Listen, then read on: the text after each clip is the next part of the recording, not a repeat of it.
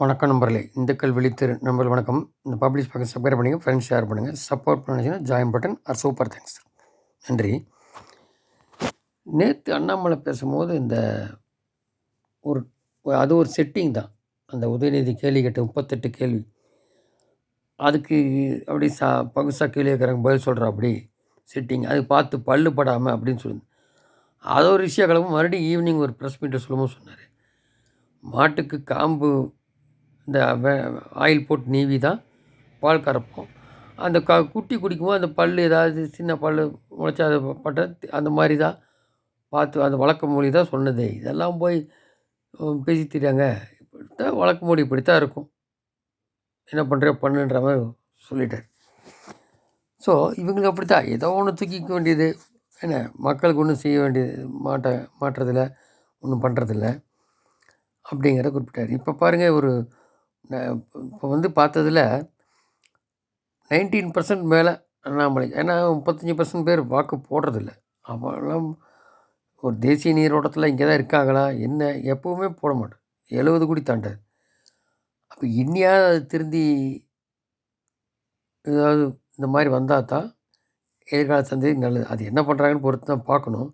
இந்த மாதிரி நபர்கள் என்ன செய்கிறது, ஒரு உரிமையான ஓட்டை கூடி போடுறதுக்கு இல்லை. இது பாஜக இதெல்லாம் எதிர்பார்க்க மாட்டாங்க. மற்ற கட்சி மாதிரி ஓட்டு அரசியல் வந்து நியாயமாக என்ன செய்யணுமோ செஞ்சுட்டு அதுக்கப்புறம் மக்கள்கிட்ட விரும்புகிறது. இப்போ பார்த்தீங்கன்னா, ராமர் கோயில் கட்ட வேண்டியது அவங்களோட ஆம்பிஷன் இது பண்ணியாச்சு. இது நார்த்தில் இதாகி போச்சு. சவுத்தில் வந்து இங்கே ஆன்மீக ஒன்றி தான் இருந்தது.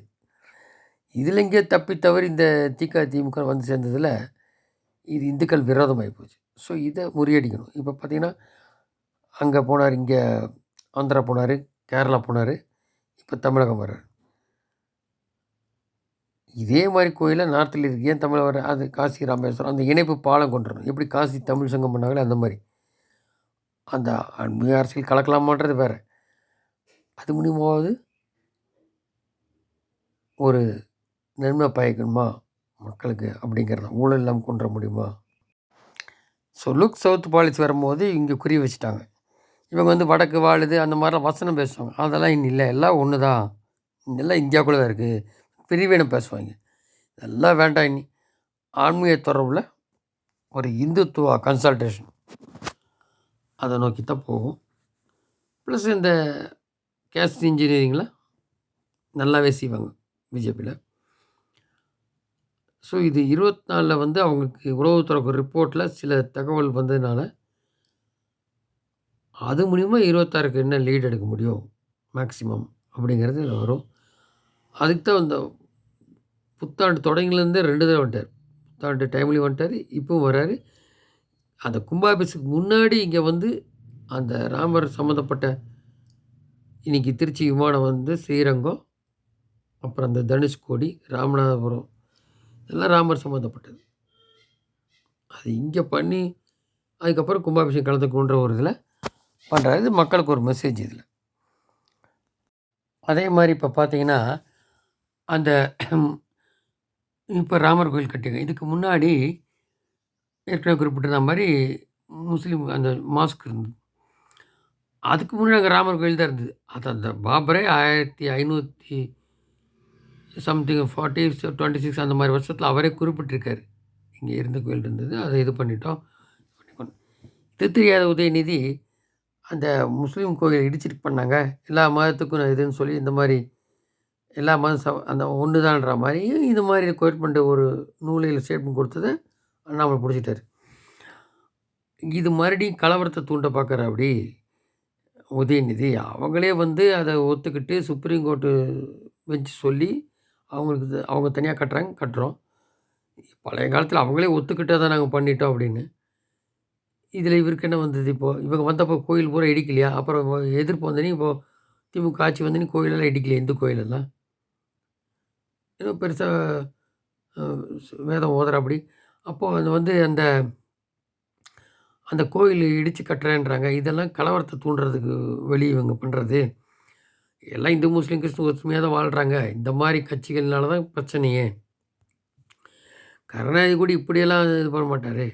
அதோட மோசமாக இருக்குது உதயநிதி அமைச்சரானையும் மத கலவரத்தை தூண்டுற மாதிரி இருக்குது அவங்களே வந்து முதல் பத்திரிகை குடுத்து ராமர் கோயில் திறக்கன்னு அவங்களே சமாதானமாகி வரப்போறாங்க.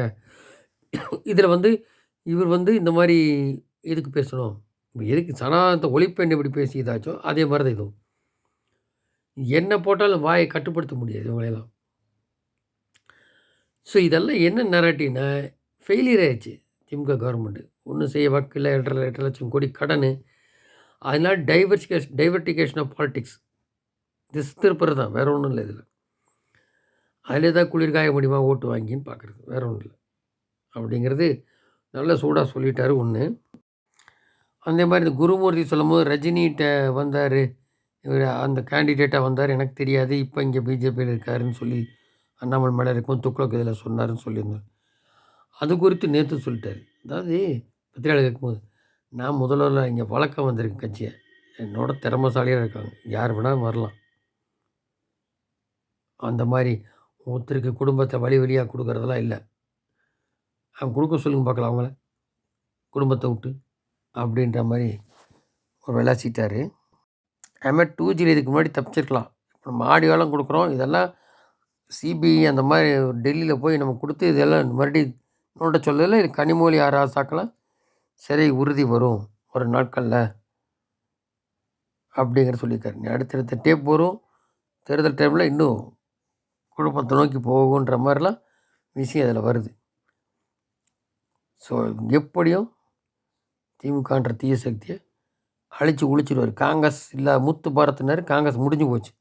இங்க சும்மா டிஎம்கேல 4 சீட்ட வாங்கி ஒட்டிட்டு ஆக்ஸிஜன் வாங்கிட்டு இருக்காங்க. இல்லன்னா அதுவும் இல்ல இங்க காங்கிரஸ்க்கு. வெறும் 3.5% கட்சி தான். அதே ஸ்டேட்மெண்ட் பார்த்தீங்கன்னா, திமுக விடுறதுக்கு பதிலா ஸ்டேட்மெண்ட் விடுவாப்படி அப்படி அழகிரி. பிஜேபி எதிர்த்து. அவ்வளோதான் பண்ண முடியும் அவங்களால. ஏன் திமுக ஃபர்ஸ்ட் ட்ரிப் வந்து 2வது ட்ரிப் வரமாட்டாங்க. தொண்டர்கள் இல்ல அண்ணாமலை சொன்ன மாரி. இல்ல தலைவர்லாம் வெள்ளையும் சொல்லியும் போட்டு போறது. ஏன்னா ஒரு தடவ திமுக வந்து அடுத்த ட்ரிப் வர வேண்டியது தானே. ஏன் வர முடியல 72க்கு அப்புறம்? அதுதான். அப்பயே எம்ஜிஆர் ஸ்டார்ட் பண்ணிட்டாரு அங்கேருந்து வெளில வந்து. அது வேற விஷயம். ஸோ இவங்களெல்லாம் எப்படி காங்கிரஸ் மேட்சோ அந்த மாரி ரீஜனல் பார்ட்டிலாம் முடிய போகுது. அந்த பயம் இருக்கு. அரசு ரீதியா வந்து மோடி, ஸ்டாலினு அந்த நிகழ்ச்சி கலந்துக்கிறது அது வேற விஷயம். அரசு வேற. அரசியல் ரீதியா எதிர்க்க தான் செய்வாங்க. எதிரி தான் திமுக. இப்படி காங்கிரஸ், கம்யூனிஸ்ட் மாரி. வரும் நாட்கள பொறுத்து பார்ப்போம். நன்றி.